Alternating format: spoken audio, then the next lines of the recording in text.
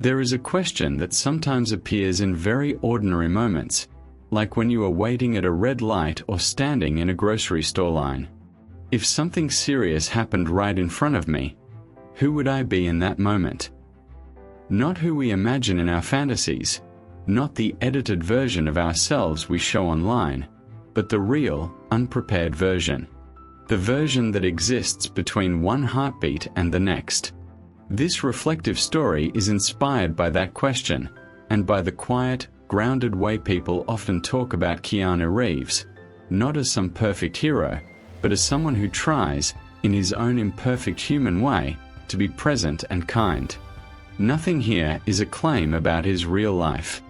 It's a philosophical story, using Keanu Reeves as a character to explore a simple idea: how one small, frightening moment can change the way we look at our whole life. It began on a day that shouldn't have been memorable at all. Keanu Reeves was crossing a quiet city street, wearing a worn jacket, holding a takeaway coffee that had already gone lukewarm. The sky was washed out blue, the kind of color that doesn't demand your attention. Cars moved slowly along the road, people stared at their phones, a dog barked at a pigeon. It was all so normal that his mind had drifted somewhere else entirely. He had been thinking about time. Not in a deep, philosophical way at first. Just practically. How his schedule kept filling up.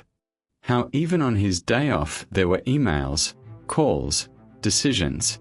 How sometimes he would sit in his kitchen, stare at the wall, and feel that life was moving faster than his ability to live it.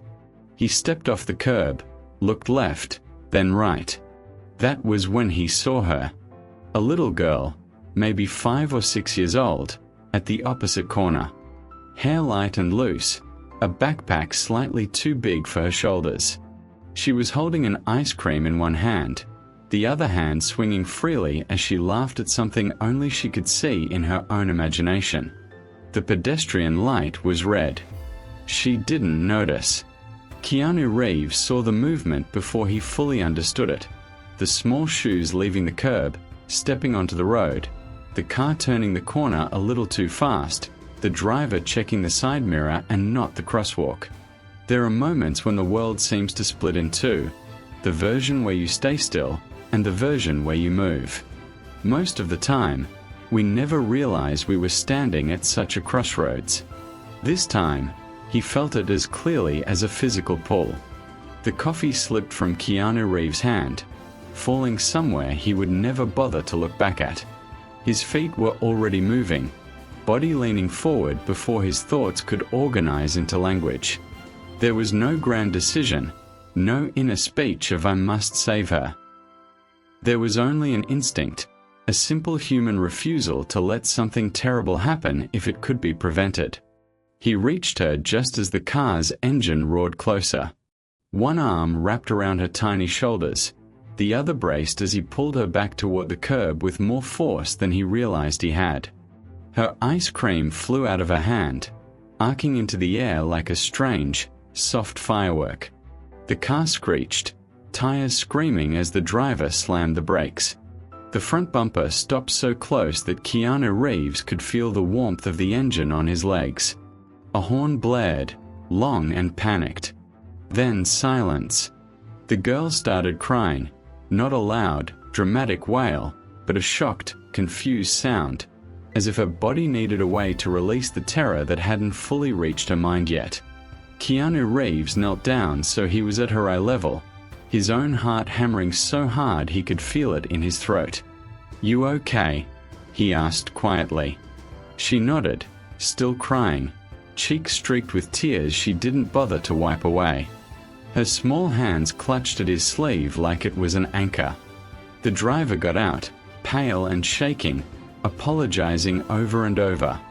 A woman, the girl's mother, came running from the corner, her face twisted in horror, calling her daughter's name.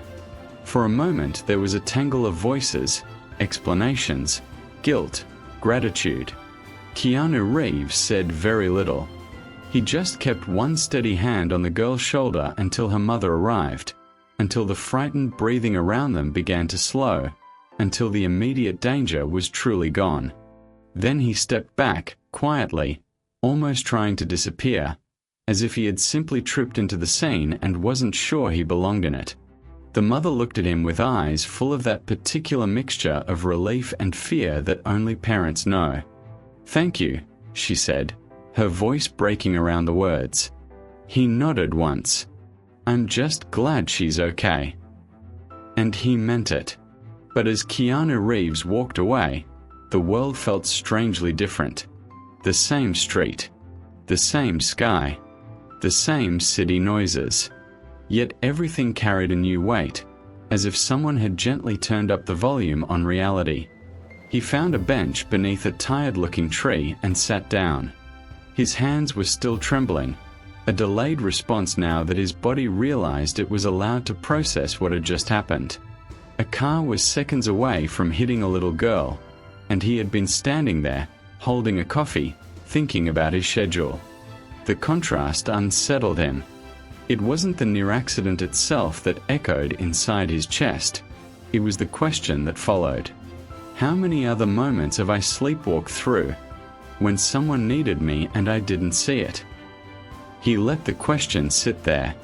No rushing to answer it, no dramatic guilt. Just honest curiosity. Keanu Reeves had seen real hardship in his life. Loss, illness, loneliness that curled up in the corners of hotel rooms. He knew pain wasn't something that only existed in news headlines or movie scripts. Yet somehow, despite this understanding, it was still easy to pass people on the street and not really see them. A stranger wiping their eyes with the back of their hand. An older man staring blankly at a receipt, lips pressed thin. A teenager sitting alone, pretending to scroll but really just avoiding eye contact. No tires screeching. No horns blaring. Just quiet, ordinary suffering that often slipped by unnoticed. On the bench, Keanu Reeves leaned back and closed his eyes for a moment. He thought about how people sometimes called him down to earth, how they liked stories of him giving up a seat on the subway or listening patiently to a fan. He appreciated the kindness behind those stories, but now, in the light of what had just happened, they felt strangely small and incomplete. Being kind when people are watching is easy, he thought.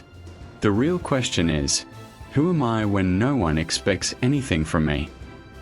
He remembered how automatic his movement had been when he saw the girl. There had been no time to reason it out, no opportunity to weigh pros and cons. His body had simply chosen for him. And that, he realized, was both comforting and unsettling. Comforting, because it meant there was something deeply human in him that responded to danger with protection, not hesitation. Unsettling, because it raised another quiet question. If our instincts are shaped by our habits, what am I training myself to do in the small, unremarkable moments? If a person spends years protecting their own comfort first, always choosing the easy path, always avoiding inconvenience, what will their body do when there is no time to think? Keanu Reeves opened his eyes and watched people pass by. A delivery rider balancing a heavy box. A couple arguing softly, faces tight with unspoken resentment. A child tugging impatiently at a parent's hand. He didn't feel suddenly responsible for everyone. That kind of thinking leads to exhaustion, not wisdom. Instead, a much simpler thought formed. I can't save everyone, but I can be awake. Awake enough to see. Awake enough to care. Awake enough to move when movement is needed. He thought of the little girl's eyes looking up at him, full of confusion and trust. There was no question in her gaze, no analysis. She had simply accepted his presence as something safe, something that would not let harm touch her if it could be helped. There is a particular kind of responsibility that comes with being seen that way. For Keanu Reeves, it didn't connect to his fame or his work. In that moment, he was not thinking of movies or characters or headlines. He was thinking of the quiet promise we all make. whether we realize it or not, when we live among other people. Your life matters to me, even if I don't know your name. Later that evening, he sat alone in his living room, the city's noise a soft blur through double-glazed windows. The near accident had shrunk back into memory, like a stone dropped into a lake whose ripples had reached the shore and calmed. But the inner conversation had only just begun. He replayed small details, the weight of the girl in his arm, lighter than he'd expected, the mother's shaking hands, the driver's shocked face, the smell of burnt rubber. Each detail seemed to hold a lesson, if he looked gently enough.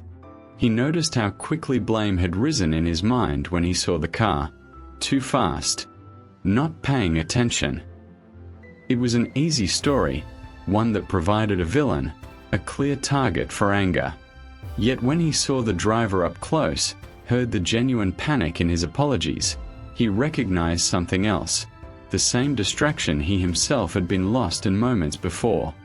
Maybe we are all just one missed detail away from tragedy, he thought. One glance at a phone, one tired blink, one assumption that everyone else is paying attention. That realization softened something in him. Not an excuse, but an understanding. We like to imagine that dangerous moments are clear, obvious, lit up by warning signs. But often they grow in the shade of small normal mistakes, rushing, multitasking, daydreaming. No one wakes up planning to almost hurt a child with their car. Yet it can happen, in one unguarded second. So what do we do with that knowledge? Keanu Reeves realized there were two possible responses. One was fear, shrinking back from the world, trying to control every variable, living tense and suspicious, resenting everyone for the risks they brought into your orbit. The other was awareness, staying present, not out of anxiety, but out of respect for the fragility of life buzzing quietly all around us. He chose awareness, not as a dramatic vow, but as a gentle practice. The next day, he noticed the difference immediately. Walking down the street, he made a point of really seeing the crosswalks, the cyclists, the elderly woman hesitating at the curb. Driving, he resisted the urge to glance at his phone at red lights, aware now of how easily attention fractures. But something else changed too, something more subtle. Because he was watching more carefully for danger, he also began to notice small opportunities for ordinary kindness. A man struggling to lift a stroller up the bus steps.